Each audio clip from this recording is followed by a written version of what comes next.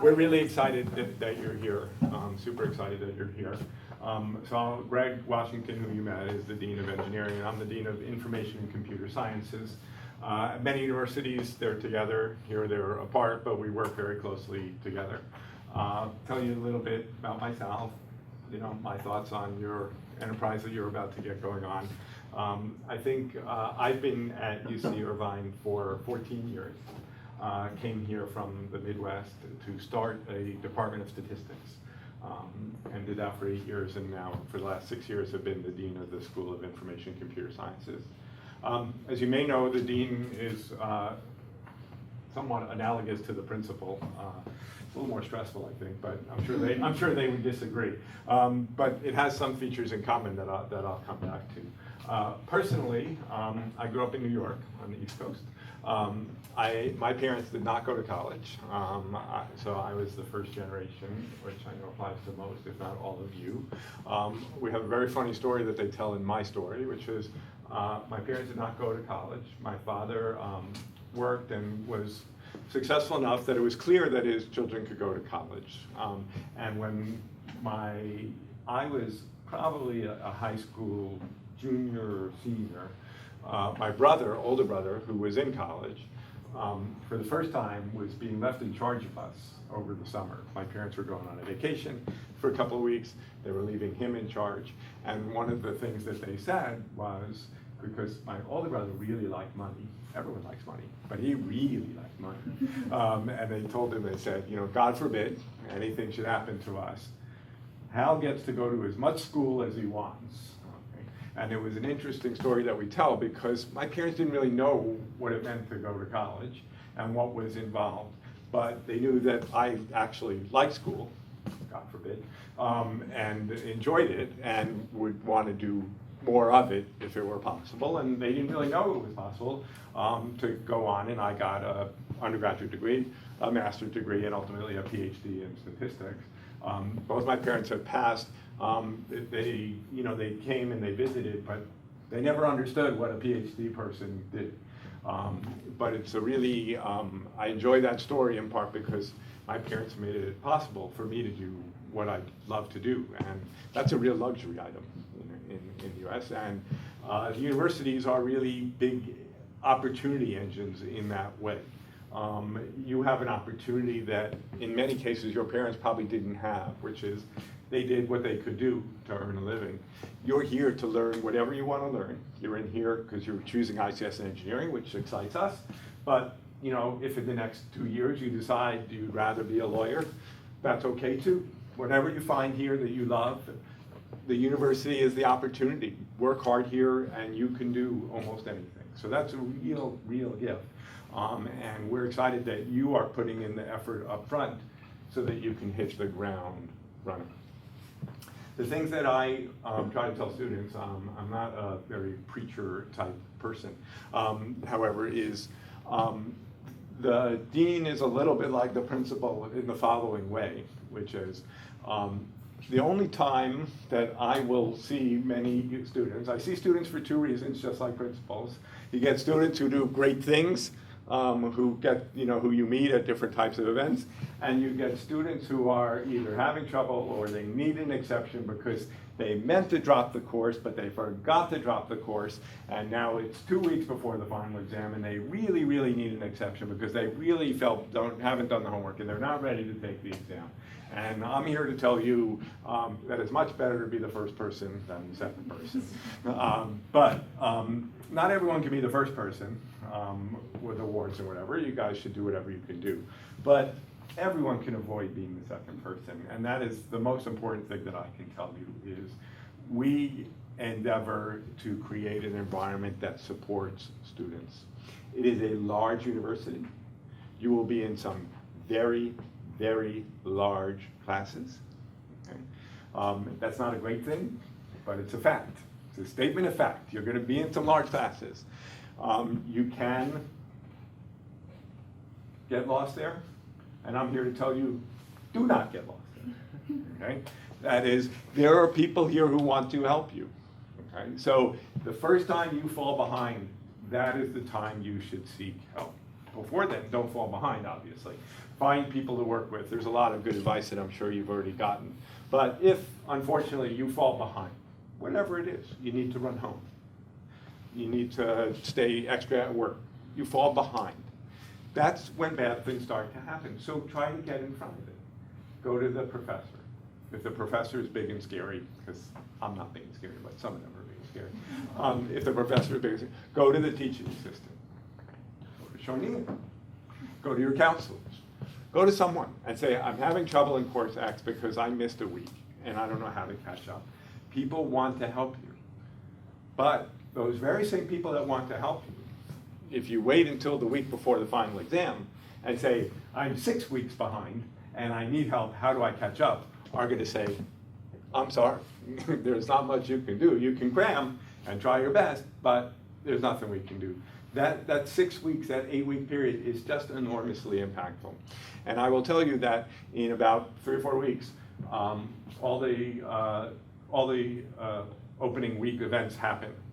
And I usually get invited to speak to all of the international incoming graduate students. I tell them exactly, almost word for word, what I just told you, because they're a group of people that are showing up in a new country. They don't know the rules. They fall behind. They are nervous because they don't necessarily speak the language. So they tend to, slip further and further behind, and then they show up at the end, and I need to drop the class. For graduate students, if they get below a B, like a B minus, that's considered failure, not appropriate grades for a graduate student. You guys don't have it quite so tough. And so inevitably these things come up, and they're so upset because how can they solve the problem? It's all about communication. It's all about communication, and it's all about upfront communication. So if you remember nothing that I say, remember that. Seek help early if you need it. And I say that not because I believe you will need help. You're supremely well prepared after boot camp, et cetera, but because everyone needs help once in a while. And it's okay, it's not a bad sign. It doesn't mean you don't belong here. You do belong here. Okay. So I think that's very important to learn. Beyond that, I think it's, my little words of wisdom beyond that, that is the most important by far. I want you to succeed, and I think that is the most important thing to know about succeeding. But, we want you to have fun. Universities are wonderful, wonderful places. There's no place quite like it. I hope that you find that. I have 2 children in college, both on one in the East Coast and one in the Midwest, so nobody stayed home. They wouldn't even think about UCI because their dad worked there. So and to be honest, I'm having 2 different experiences. One absolutely loves it. I think it's the greatest place on earth. The other can't wait to get out. So I've seen both sides. But universities are very special places because they are places chock full of interesting students from different places and studying different subjects. Some of the smartest and best educated people in the world are here. The professors you're learning from are doing things to try and change the world. That's not trivial. There aren't many people who get a chance to do that. Some of the technology that spits out of here, some of the faculty are starting companies. Some of you will probably start companies if the past is any guide. There are clubs galore, hundreds, many hundreds, like 600 clubs. So whatever you're interested in outside of school, and we do want you to do stuff outside of school, whatever you're interested in outside of school, there are clubs. There are shows. We have Shakespeare in the Park, which is just about done, but a lot of fun during the summer. They run a Shakespeare festival. There are plays and shows all year. There's a very good basketball team, a very good volleyball team, a very good baseball team. Some other teams probably not quite so good, but a lot of sports if you like sports, which I do. So a wonderful environment to be in. We're here to help you succeed. And I thought that I would finish by telling you a little bit about what I do when I'm not being the dean and lecturing students. My background is in statistics. So as I mentioned, I have a PhD. I studied statistics. How many of you know what statistics is? 1, 2, 3. Well, everyone knows at one level, right? anyone who reads the newspaper or spans the web, you see statistics everywhere. So statistics basically refers to numbers. But when I say statistics, I mean the field of statistics. And the field of statistics is concerned with how you take information, typically numbers, quantitative information, and use it to draw conclusions or study whatever you're interested in. And so over my 29-year kind of post-PhD career, I've used it for things that none of you will be familiar with, like trying to predict how you get the best pork off a pig when I worked at Iowa State University, to things that may be a little bit more relevant that I'll describe now. I'm currently involved in, I'm going to describe 3 things. 2 that I'm actively involved in now. The 3rd is kind of my hobby. So the projects that I'm involved in now are a project in what's called forensic statistics. Does anyone know what forensic means? Forensic statistics, forensic. So forensic means in court, comes up in court. So I'm focused now on how statistics is used in court. Does anyone know how they identify people? You know, murder happens in here, God forbid. We'll make it theft. Theft happens. What would the police do? You guys watch TV? Any of you watch TV? All right. So what would the police do? Yeah. Witnesses? Witnesses is one. Fingerprints, perfect. Those are perfect, so I'll talk about both of them. I don't actually do anything with witnesses, but I have a colleague who does, and we have actually one of the world's most famous people here in the social sciences on witnesses. It turns out that witnesses are terribly, terribly unreliable, and that memory is terribly, terribly fallible. And we have a woman named Beth Loftus, who is the highest of scholars, a member of the National Academy of Sciences, blah, blah, blah, blah, blah, great job. And she does experiments on memory that shows how difficult it is. And the one that I'm most familiar with is, she did a study where she worked with students, and nothing illegal, just in having a conversation, was able to convince people that they had seen Bugs Bunny at Disneyland. And when they were done with the conversation, they swore to it. They had seen Bugs Bunny at Disneyland. They had a picture, they could tell you anecdotes about it. Well, Bugs Bunny's a Warner Brothers character. He's never been at Disneyland. So it's really interesting. And if you are interested in what I'm saying, you can look her up, Beth Loftus. And you guys know what a TED Talk is? So Beth Loftus has done a TED Talk about memory and some of the work she's done. And she's very famous and infamous in a way, because what she's done is go into court. And one of the most famous, this is way before your time, but one of the most famous cases that involved child abuse was the McMurray Preschool in Los Angeles. So it's a very famous court case. And her work shows that though children do not lie, in fact, they're very bad at lying, they are very subject to impressions. And that in this case, the parents had kind of fed into impressions. And so she testified for the defense, which was a very unpopular thing to do, and caught a lot of grief because of it.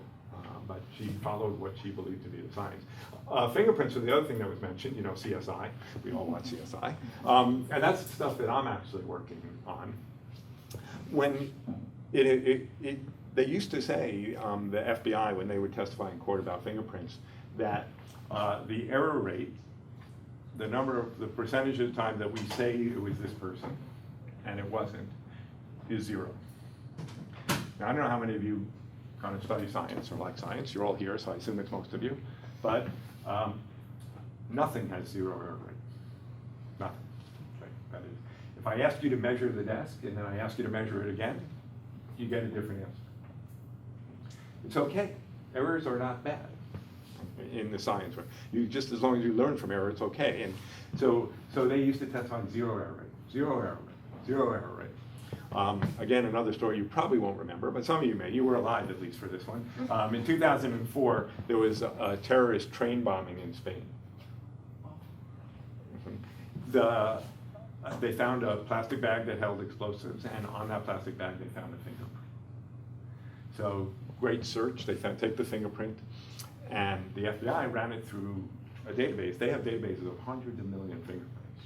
You know? They have my fingerprints, not because I'm a psychopathic murderer, but because I volunteered to coach my son's basketball team, and they have a live scan fingerprint. They want fingerprints of people who are going to work with kids. So they have about a third of the U.S. population, FBI has their fingerprints. They ran the fingerprint through their computer system, showed up as the potential match to a guy named Brandon Mayfield in Portland, Oregon. They don't go right from there to Brandon's door, but the FBI now has their fingerprint analysts look at the fingerprint on the plastic bag and Brandon Mayfield's record in the database, and they say, it's a match. We see all these, the way they look at fingerprints, if you haven't done it, is if you kind of leave a fingerprint, you see all kinds of little features that they call them minutia.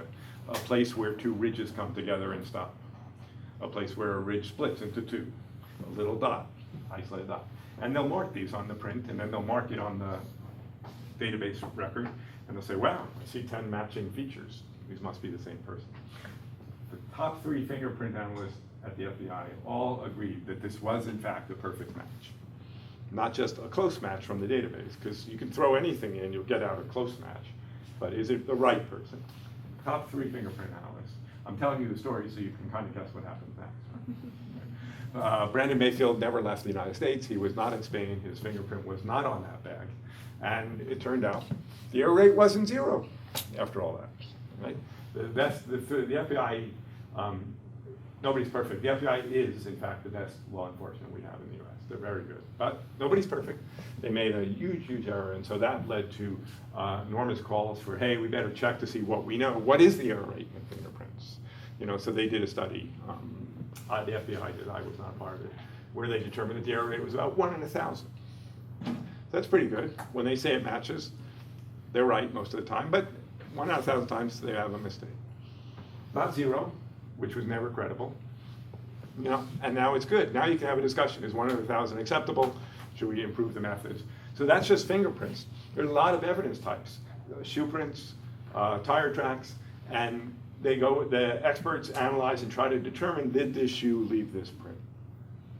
The problem with forensics, and I'll stop here, is they have no idea how good they are at these things. And so I'm part of a grant that we've given to UCI and 3 other universities to try and develop methods for summarizing how good the evidence is, ideally in some quantitative way, rather than just an expert saying, it's a match. To say, and so DNA evidence also comes up on NCIS and CSI and all those shows a lot. DNA evidence is the gold standard right now. It is the best we can do. When they find DNA at a crime scene and then they find the suspect, what they usually end up saying is, it's very careful how you have to say it, but you say, the chances of me getting these 2 matching profiles, if it was not the person, is 1 in 10 billion. Therefore, I'm sure this is the person. That's very powerful, because now you have a number associated with it that science backs up. So we're working on, figuring out what science does back up in some of these areas, and where we don't know yet, to try and develop scientific methods. So that's the forensic science piece. I'll be shorter on the next one. The second project I'm involved in is related to child behavior, and it's really interesting. Here's the teaser for it. The people I'm working with are psychologists, some are physicians. They did a study, here's the following. They asked pregnant women, they gave pregnant women a questionnaire to assess their mood and level of how they feel. Depression was what they were focused on. None of these people are clinically depressed. That is, they're not ill depressed, but some people have more depressed feelings than others. And so they looked at people while they were pregnant, and they split the mothers into 2 groups, more depressed, less depressed. As I say, no one's really clinically harmful depressed here, but more depressed, less depressed. And then they had the same mothers fill out a questionnaire after they gave birth. More depressed, less depressed. Okay. So if you put those 2 things together, you have 4 groups of mothers. You have mothers who were more depressed both times, less depressed both times, more and less and more. Right? So those 4 groups. It will probably not surprise you to find out that the children of the less depressed mothers had very good outcomes. That is, if you look at a year or 2 down the line, they're not IQ tests, because 1 and 2-year-olds can't do IQ tests. But they're mental development tasks that they have children do. And the best scores were for the mothers who were least depressed. both early and both prenatally and postnatal. What group do you think had the second best outcomes? More and then less? Okay. More and more. Right? Not intuitive. And this, among other things, this led to a theory with my collaborators that, and I think you were saying this, it's consistency. Oh, yeah. It's consistency. And that if maternal mood, maternal behavior is not consistent, the theory is it can lead to bad outcomes. And not disastrous outcomes, but vulnerability. It changes the odds a little bit. And one of the women I work with studies rodents. And so they built a rodent model. And they do the following. They have two kinds of cages. They have a normal cage where the rodent mom has lots of material, builds nest, has offspring, nurses the offspring. And then they have what they call the limited bedding environment. So this is what you can do to rodents that you can't do to humans. They intentionally create an environment that does not have enough nesting material for the mother to be comfortable. And so, and then they put the offspring in this with the mother. The mother, and so I've seen video of this. I haven't seen it live. I've seen video. In the normal setting, the mother, for example, nurses the babies for 20 or 30 minutes at a time. In the limited nesting environment, the mother will nurse the babies, but then it's very frenetic. She nurses for a minute or two, and then she runs around trying to repair the nest. And then she nurses for a minute or two, and then it runs around again. And so it's very frenetic behavior, and it's care that we call fragmented or unpredictable. The children are getting, or the rat children or the rodent children are getting unpredictable care. And so in that rodent setting, we can cause that to happen. And you can see in adolescent rodents analogs to depression and anxiety in children. So the question is, does the same thing happen in humans? Because one of the funniest things I've ever heard said is, a guy told me, oh, we've cured depression in rodents dozens of times. You know, the problem is what we learn in rodents doesn't always translate to humans. And so the cures in rodents don't work on the humans. And so we haven't quite cured them. All right, so the one question is, we see this in rodents for sure. What do we see in humans? And my job in this as a statistician, I work with numbers, is to come up with ways of measuring what fragmentation might look like in humans. And so the people I work with on the human side took 10 minutes of video of mothers playing with their children. And they wrote down that 2 minutes and 41 seconds the mother talked to the child. At 2 minutes and 43 seconds the mother picked up a toy. All this kind of detailed record of the play date, of the play experience. And from that we created a measure of how predictable was it. Did the mother frequently change tasks, or was the mother kind of do this for a few minutes and then do this for a few minutes and then do this for a few minutes? And, you know, when she picked up the toy, did she always give it to the child? Did sometimes she play with the toy? You know, what was predictable and what wasn't? So we came up with a measure. I won't say more about that. And sure enough, we see the same kinds of things. For example, mothers that are less predictable, based on this video at 1 year of age, the mother's the baby's 1 year of age, mother's older than 1 year of age. We have this video, we get this measure, and then we look at the baby at age 2, and they do this mental development index. And there's a pretty strong pattern. That is, the mothers who are least predictable have lower performing children. So really interesting. You know, there's a lot to all this, and we don't know exactly how or why this happens. That is, there are theories about brain development in these early years. Our brain develops by repeated signals. If you do things over and over, you learn how to do them better. Those of you who played a sport, that's the idea of muscle memory and things like that. And so the notion is, if it's unpredictable, you don't build as rich an environment in the brain. So that's the theory. And then ideally, if this proves out, which we're still working on, then maybe, you know, it gives you an opportunity to train, you know, mothers or teach mothers, you know, what helps for brain development. Right. We now know, for example, that reading to kids in early age is critical to developing readers later on. So it's in that spirit that we work. So that's the second project I'm involved on. Again, there's a big grant from the National Institutes of Health to study this kind of thing. And the third thing I study, which is my hobby, is sports. I'm a big sports fan. like all kinds of sports. I was terrible at sports, but very good at math.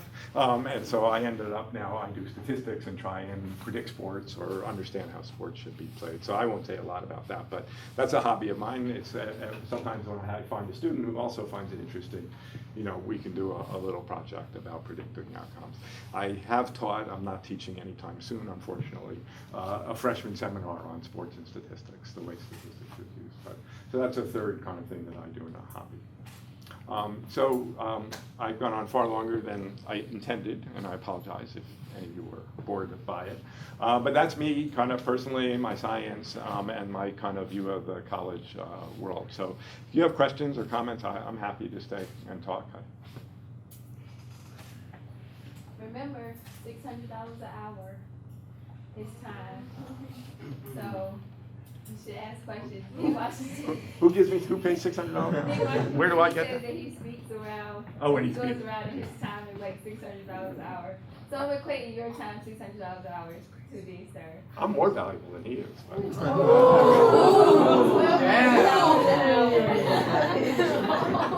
an hour. So questions, rapid fire. If we want to know more about like sports analytics and things like that, what would you recommend us search? Well, the easiest thing, you know, I can always be a star. I mean, sports analytics has exploded.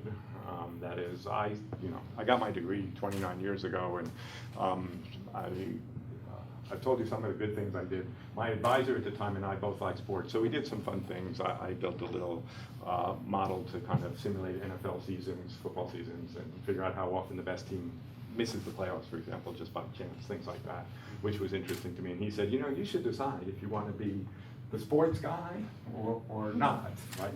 And I said, you know, I like sports, and I'm sure I'll always do a little bit, but I don't think I want to choose that as my career, because it's not clear there is a career there, and in many ways, I'd much rather be making a difference on criminal justice, child behavior, you know, those kinds of things. But it's clear I underestimated how big the sports world would become for analytics, and they now have data on, in basketball, the location of every player and the ball at every instant, and same for hockey, so it's kind of revolutionizing it.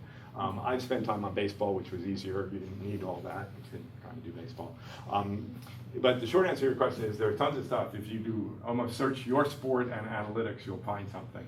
And I know this because I was invited to go to the Rams practice last week. The university invited people who do research related to football, and I was included, and they invited the media. All the researchers showed up. None of the media did. That's the bad news. But to get ready for it, I looked up football analytics and found this great website. And, you know, in football, I don't know how many of you are football fans, but you know, fourth, and apologies if you're not a football fan, right? I don't like to go off too long on sports, but if it's 4th down and 3 at the 37, you know, should you try a field goal? Should you punt? There are analytic solutions to that. That is, if you figure out what it's worth to have the ball at the 37, and at the 36, and at the 35, you can figure out the right strategy. So that's an example of an analytics thing. If you want to find out more, you can email me and tell me your favorite sport, and I will send you either a paper I've written or someone else's. Okay, I want email to you. jump in a little bit. Clay, what's your major? Computer science. Computer science. So I met Clay at a missions event, and I was supposed to connect the two of you because that was his interest, and I was like, oh my gosh, you need to meet this Stern. You should email him. So I'm glad he's here at UCI and y'all have connected. Okay. And I'm sure he will be just have to emailing email you. me. I'm very easy to find, and I can send you, if you tell me what sport you're interested in, we could start there. Send you some papers. My son is wants to be a baseball announcer. So he spent the summer on Cape Cod. Cape Cod runs a summer baseball league that's very high quality for college players who are not quite. High school baseball players can be drafted, and then after 3 years in college you can be drafted, but in between you're stuck. And so those college players look for something to do during summer. Some of them go to Cape Cod, Massachusetts. My son was a volunteer announcer for their games, so he did all their games. But one of his roommates was interested in the statistics, so I sent him my papers. And he goes, oh, your dad's so cool, he sent me these papers. So I'm glad he told my son. My son doesn't think I'm cool. So yeah, absolutely, but come back. Thank you. Other questions? Yeah. How did you go from getting a PhD in statistics to becoming the dean of SCS? I made a very bad mistake. Oh. I was punished. It's actually really interesting. I'll broaden your question a little bit. When I got my PhD, I did not know what I wanted to do. That is, I actually used to work for a stock and commodity trading company for summers when I was in graduate school, and I thought that was fun. I liked trying. Because for me, and I mentioned this earlier when I was talking, the key to your success is to find out what it is that you love to do. And try to put yourself in a position to get paid to do that. It's not easy, but if you can do that, you will live very long, happy lives, I can promise you that. And I discovered, it took a while for me, when I went to college, I studied math, but I wasn't 100% sure what was next. And I actually went to work for a couple of years in a company that traded stocks and commodities. And while I was at this company, I realized that the two things I was most interested in the world at that time were trying to predict stock and commodity prices and trying to predict outcomes of sporting contests. And that what stood underneath both of them was the field of statistics. And so that's when I decided to go back and learn statistics.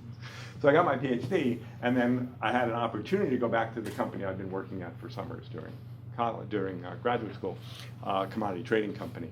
But, you know, universities are great communities, as I said, and it might be fun being a professor. I like teaching, and I like working with people on interesting problems. So, and I realized that if I wanted to try the university, I should try it first. Because if you go out in the real world and make real money, it's hard to go back to the university. I mean, I'm paid fine, but people in the real world make more money than people who work in universities. I'm not complaining, but it's just a statement of fact.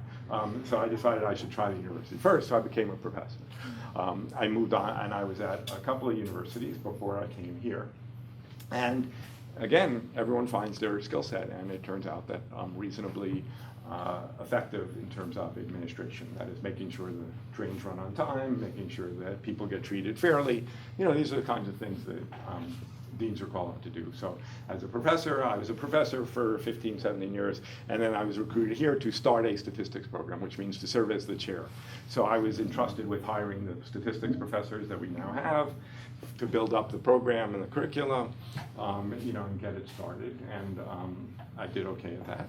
And then about 6 years ago, there was the dean of information computer sciences was stepping down. And I kind of said, you know, I'd be willing to consider doing that. They ran a search, and I thought it would be, and I was right, a great opportunity to learn how universities work. Right? So I did the statistics thing. I did the department chair in statistics, so I learned a little bit about hiring people and about working with students and building programs. But universities are bigger than that. So there's admissions, right? There's how do we decide who to admit. There's research enterprise, how do we pay for the research enterprise? There's fundraising and engaging with the community and industry. And I decided to try the dean job to see what that was like. And I've enjoyed it, and I worked for 6 years. But Dean Washington is much tougher than I am, and he's going to stay for a second term after 5 years, and I'm leaving at the end of December. So, but a great question. Yeah. What kind of classes are you teaching? So one of the bad things about being dean is we don't tend to teach. We have a lot of other responsibilities. So I taught my freshman seminar in sports and statistics a couple of times. And then I'm done being dean in December. I get a year's break from teaching and administration to try and get my research back together. Don't tell them I've been doing research the whole time. It's a secret between us, because otherwise they wouldn't give me time off to get it back up to speed. And so I actually won't teach again until January 2018. And at that point, I tend to teach a little bit more graduate courses in statistics, but occasionally undergraduate courses. What are you majoring in? CSE. Okay. The CS students take Stat 67. I don't know if the CSE students do or not. They don't. But if you can get exposure to probability statistics, it's good stuff. Thank you for asking. Yeah. What kind of statistics methods did you use, like when you did research? Like, did you use like chi-square? Good question. So did you have AP statistics? Yeah. Yeah. The most common is really regression. So you probably saw some regression, some simple regression. Regression relates two variables together. And so one of the easy things in regression is, if you look at salary versus years of education, you get this nice picture that says the more years of education, the higher the average salary. It doesn't mean that everybody who has lots of education makes more than everyone who has little education. There are some very highly paid and very talented people who don't have a ton of education. That's what makes life interesting, is there's a lot of variability. That's one of statisticians' favorite words, is variability, variance, right? Standard deviation. So that's one of the, so there's a lot of variability, but there's a general pattern that more education is good. But regression is pretty subtle. Here's the one I like to tell people about regression. Okay? When you do a regression and you try to predict some outcome based on a number of other factors, and one of the examples I like to tell people about why this is a little subtle is, suppose you look at the price of a house, and you include the number of bathrooms, the number of bedrooms, the number of cars that fit in a garage, the total square footage of the lot, so on and so forth, square footage of the house, all these things. And you try to predict the value of a house. Something interesting happens. It turns out the value of adding one bedroom, so you get this great equation that says the value of a house is 42 plus 7 times the number of bathrooms plus this, plus that, plus that. What do you think goes in front of the number of bedrooms? What's the value of getting an extra bedroom? Seems like it should be a lot, right? Okay. 0. Okay. Why is it 0? Okay, it's obviously not 0. That is, houses with more bedrooms are more valuable than houses with fewer bedrooms. But I hid something in the story I told you. Regression, when you have a lot of things in the regression, is asking a very specific question. It says, what would be the value of adding a bedroom if I kept everything else the same? Same number of bathrooms, same number of garage spots. Here's the tricky one. Same square footage. Blah, blah, blah, blah, blah. Well, now think about it. How do I get an extra bedroom, keep square footage the same? Everything's got to be small, right? I could turn this into 2 classrooms. Boom, wall, right? Okay, not so great. And then you begin to understand why. So my big thing about statistics is understanding what the methods do and what they mean.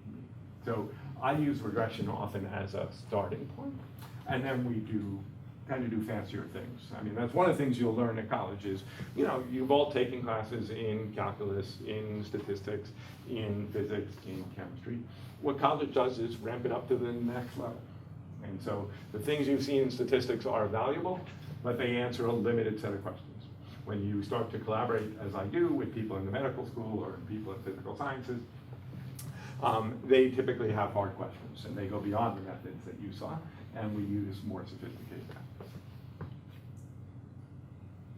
Thank you. Good questions.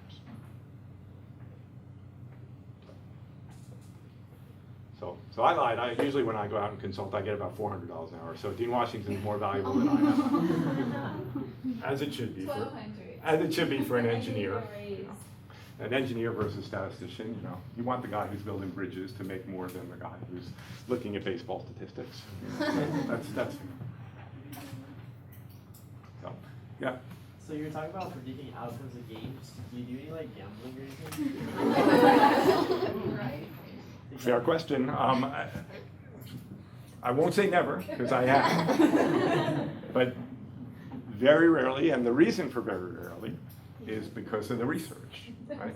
That is, what I learned early on is that it's very, very difficult to make money betting on sports events. One of the very first things I did with my advisor in graduate school, I went to Stanford, was we looked at professional football outcomes versus the point spread. And so here's something interesting that happens is if you take, I don't know how many people know how you bet on football? This is not what your parents sent you here to learn, but learn it you will. The way that most people bet on football, professional football, is one of the teams, there's a group of people in Las Vegas who set the odds, and they might say team A is favored by 7 points. When they say that, what it means is you as a prospective gambler, although you would never do it, are allowed to bet on one of two things. You bet on team A, and to win that bet, the team has to win by more than 7 points. If you bet on team B, you'll win the bet if they win the game or if they lose by less than 7. So it changes where the bet happens. And the reason they do that is because sometimes one team is clearly better than the other, so nobody wants to bet on the weaker team. But if you bet on the weaker team plus you get 7 points on your side, maybe you're willing to do it. So they do that to try and balance the bets, because most of you know this, but the way Las Vegas makes money is not by predicting the game right, but by making sure that the same number of people bet on both sides, they take 10%, and then the losers pay the winners. That's a good business to be in, by the way. If you can be in that business, that's a good business. So we looked at, in all the 7-point games, where team A is favored by 7 points over, I've done it many years now, but say 15 years. So a few hundred games. On average, how many points do you think the favorite wins by? 3, 5. These are, sorry, games in which the team is favored by 7 points. So how many times does the favorite win? On average, how much does the favorite win by? Sometimes they win, sometimes they lose. 6. 7, right? 7 is the answer. That is, the guys in Las Vegas are remarkably good at this. So when they say team A is favored to win by 7 points over team B, and you watch 1,000 games like that, the average is team A wins by 7 points, just like they said. So when you try to say, I'm picking team A because I know I'm really smart, that they're going to win by more than 7 this week, and team B is going to win next week, it's very hard to do. And that's my evidence, is it's very hard to do. And because they take a 10% tax, you have to be right. They don't actually take 10%, they take about 5%. You have to be right more than 52.5% of the time to make money betting. And my evidence is that's very hard to do. So I don't. There are things I have learned in my misspent years. So if you go to the racetrack, horse race, anyone ever been to horse racing? Good, you're good kids. Stay clean, stay clean, don't go. It turns out at the racetrack that, so the way horses are different than football, you knew that.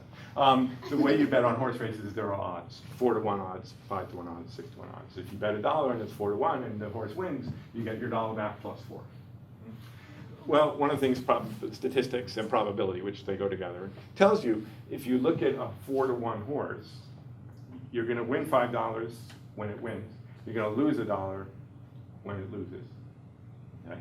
So it should win about 20% of the time. Is that right?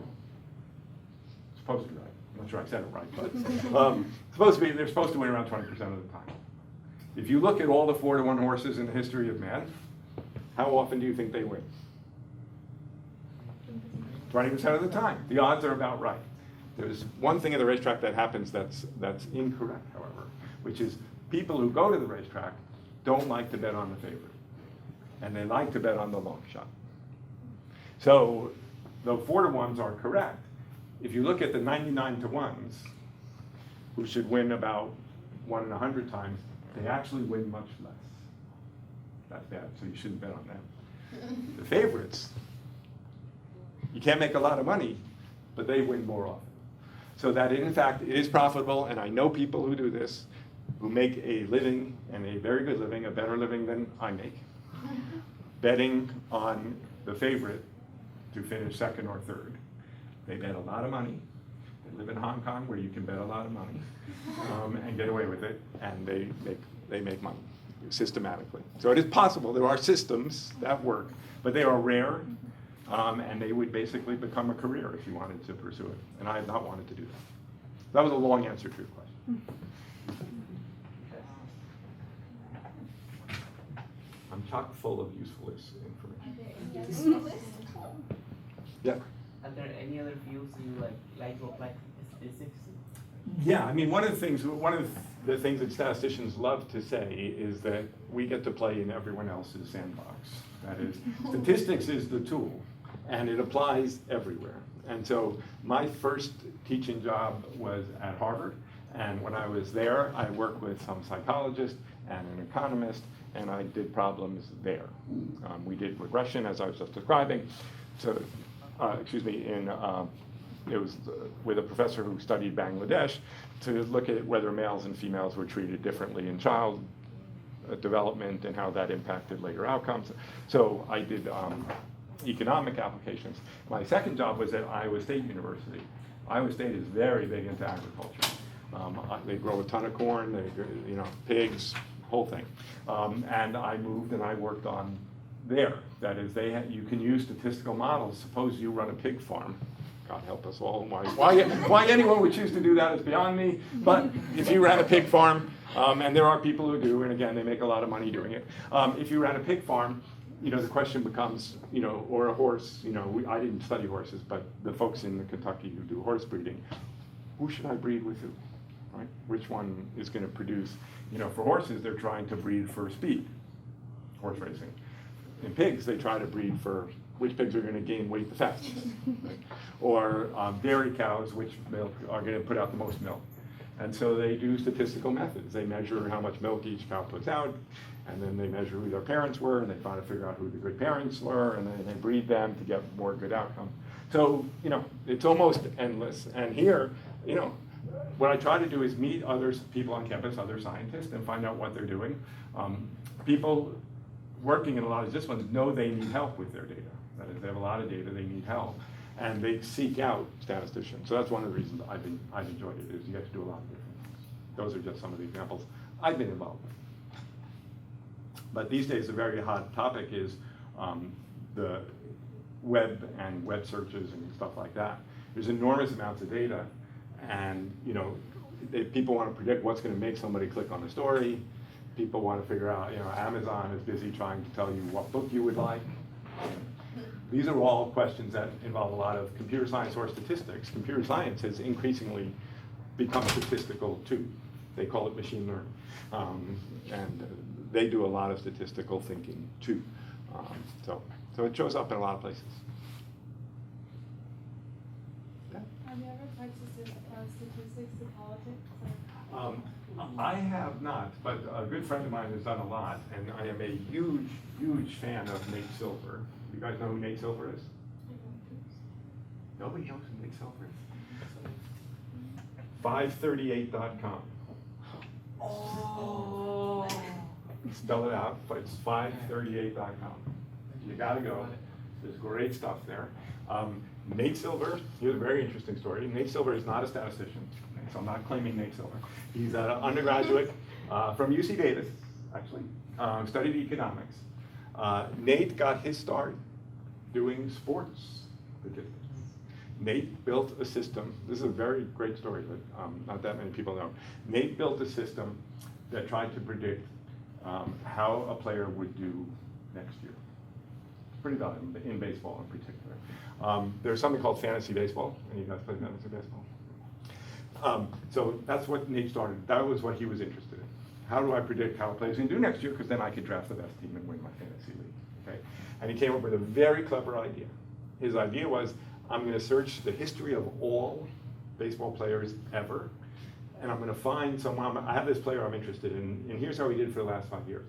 I'm going to go over all of history and find players and 5-year periods that look like this. Other players that had similar sets of 5 years. And then he looked at 100 such players, the closest 100 he could find, and he said, how did they do in year 6? And he assumed that my guy is going to be somewhere in that spread of 100. And so he used that to be his distributions. Nate was very well known in a small world when he did that. So I knew, but not that many people knew.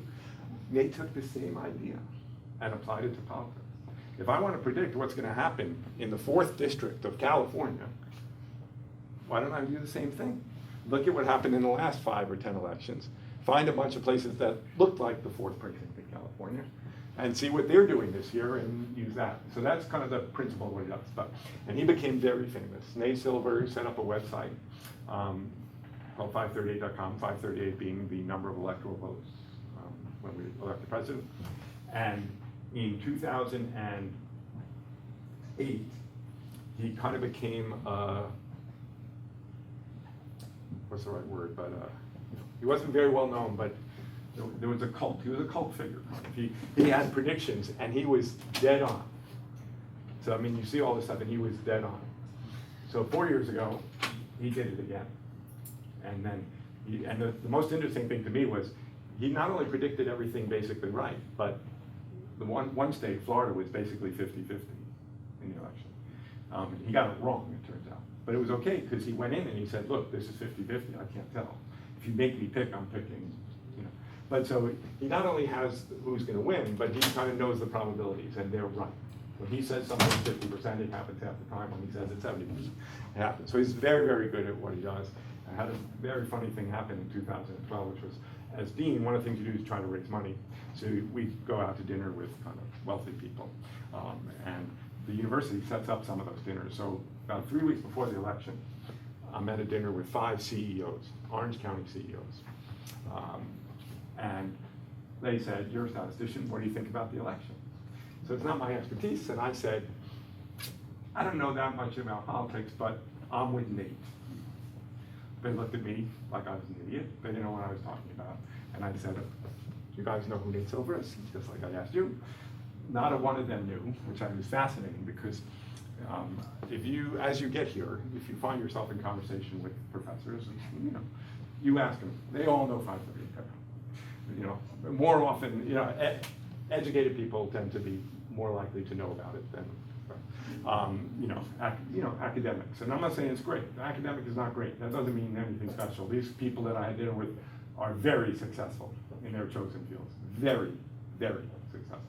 I'm not belittling them at all. It's just a different culture. They knew nothing about it. New York Times column. I think he has a New York Times column. Well, yeah, let me get back up. But anyway, so they didn't know anything about it. I said, Nate says, you know, Obama's going to win. It's like 90% sure at that point or something like that. Really? So Obama won, of course. And so Nate became very famous.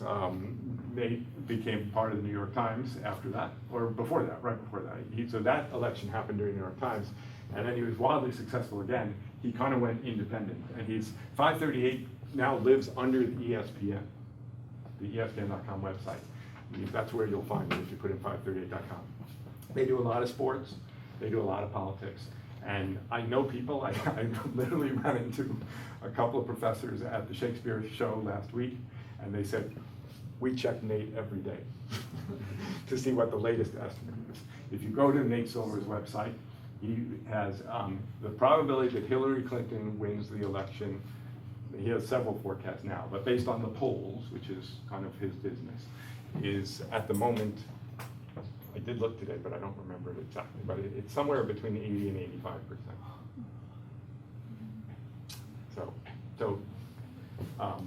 So that's kind of the best, you know, the easiest access to interesting statistics about politics is 538.com. Highly recommended. Nate Silver also wrote a book called The Signal and the Noise, in which he talks about what makes some things easier to predict than others and the like. If you find it interesting. The key to Nate's success was, in addition to doing good statistics, he writes very well. And that's another great skill. Yeah. If you hadn't gone into statistics, what do you have done? Oh, I probably began with. That's a really good question, and it's hard for me to answer. And as I say, I feel very, very fortunate that I discovered something that I really, really love. Because I think I would have been doing something like statistics without knowing as much about it as I do now. That is, I can imagine that I would have gone into a Wall Street type company. Both my brothers did that, and did interesting jobs on Wall Street and things like that. So that would have been one possibility for sure. And if Greg Washington had gotten a hold of me, I probably would have been an engineer. But he met my kids when he got here 5 years ago somehow. So they were probably 16 and 14. And he took them both aside and said, you know, you're going to go to college soon. You should study engineering. You know?